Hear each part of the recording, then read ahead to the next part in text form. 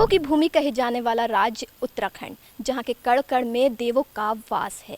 यहाँ की खूबसूरती और हरियाली विश्व भर में प्रसिद्ध है, जिसके चलते उत्तराखंड में टूरिस्ट का आना जाना लगा रहता है। जैसा कि हमने आपको बताया, उत्तराखंड को देवभूमि यानी कि देवों की भूमि से भी नाम से जाना जाता है, क्योंकि यहाँ पे कई ऐतिहासिक और लोकप्रिय तीर्थ स्थल मौजूद हैं।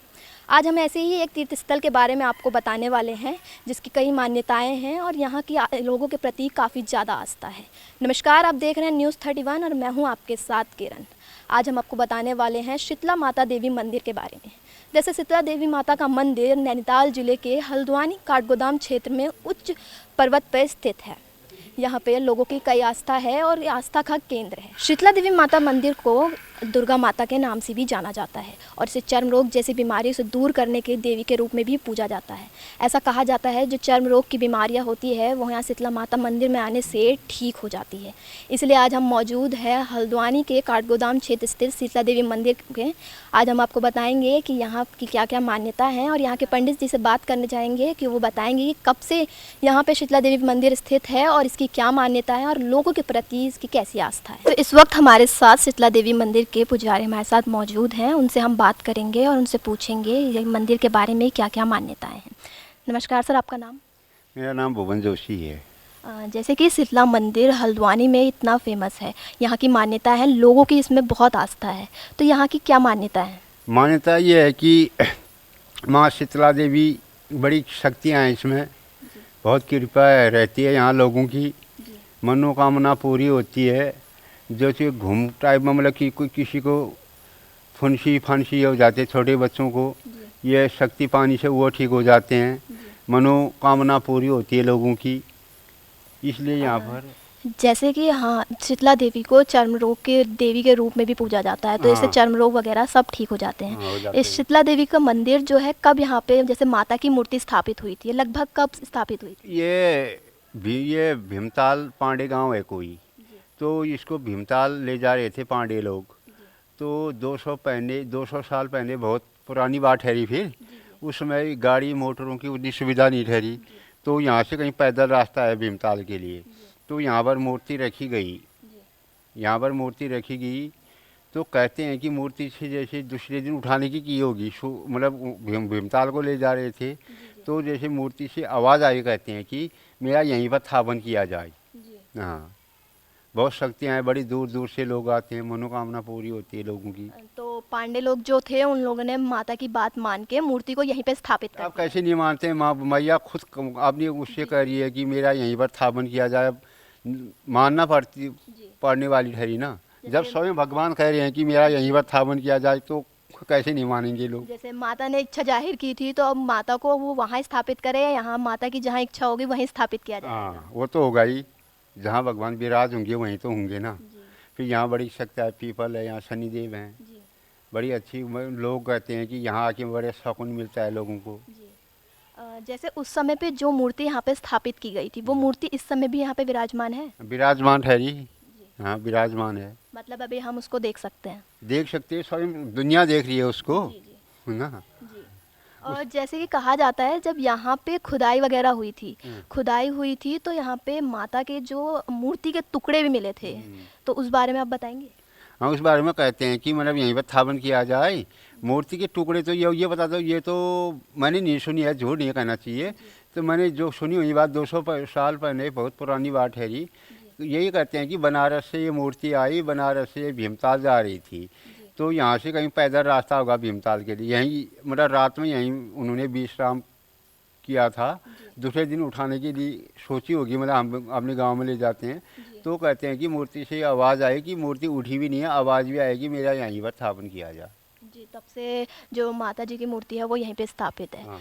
और जैसे कि अभी यहाँ पे तो खैर भीड़ नहीं है, ऐसा कहा जाता है कि नवरात्रों के टाइम पे यहाँ पे श्रद्धालुओं की भीड़ बहुत उमड़ती है। ऐसी भीड़ लगती है नवरात्रि में। हम यहाँ, मैं भी एक सेवक के रूप में यहाँ काम करता हूँ मंदिरों।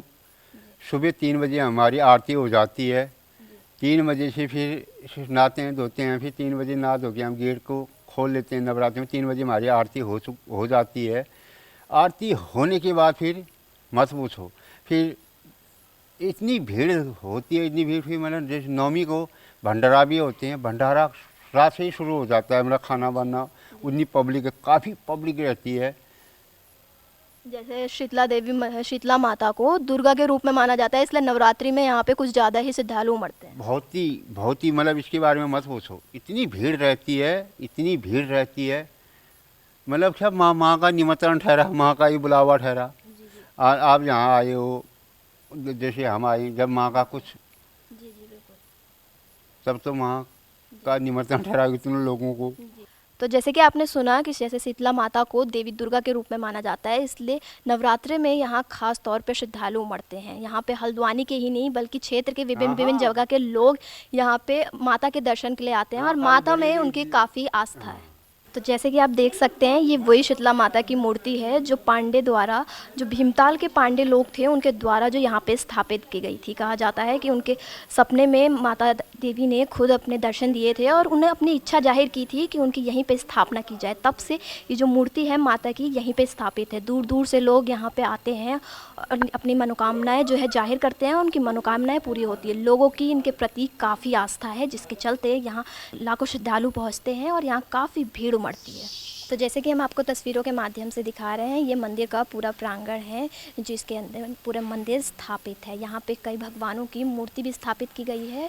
रोज़मर्रा काफ़ी लोग यहाँ पे आते हैं और भगवान के दर्शन करते हैं। अपनी मनोआस्था से यहाँ लोग पहुँचते हैं, भगवान की पूजा अर्चना करते हैं और अपनी मनोकामना मांगते हैं। उनकी मनोकामना, ऐसा माना जाता है कि यहाँ पर मांगी हुई मनोकामना पूरी होती है। तस्वीरों में आप देख सकते हैं ये पूरा प्रांगण है और ये मुख्य द्वार है। यहाँ से ही मंदिर का प्रांगण जो है शुरू होता है और आगे जाके फिर भगवानों के दर्शन किए जाते हैं।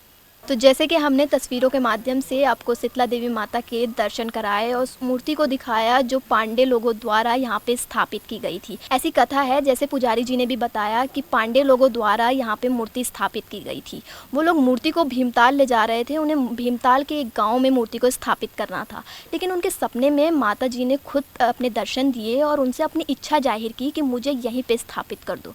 जिसके बाद पांडे लोगों ने मूर्ति को यहाँ स्थापित कर दिया और शीतला देवी का मंदिर यहाँ पे बन गया।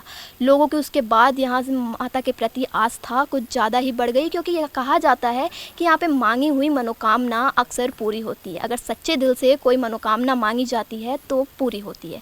वहीं हमने यहाँ के मुख्य पुजारी से भी बात करने की कोशिश की, लेकिन वो उस समय उपस्थित नहीं थे, इसलिए हमने दूसरे पुजारी से बात की तो उन्होंने यहाँ की मान्यताओं के बारे में बताया और यहाँ की जो चर्चित कथा है उसके बारे में भी हमें बताया कि कैसे भीमताल के लोग बनारस गए थे, वहाँ से मूर्ति लेके आए और फिर कैसे यहाँ पे मूर्ति की जो स्थापना हुई।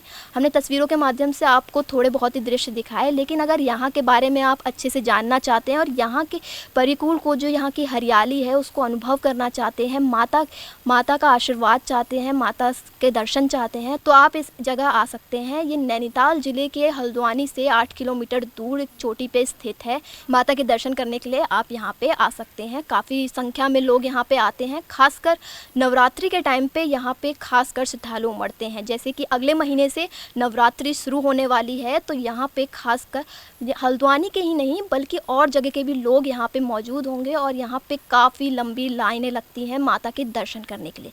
ऐसी ही तमाम जानकारी देखने के लिए देखते रहिए न्यूज़ 31। कैमरामैन जीतू के साथ मैं किरण।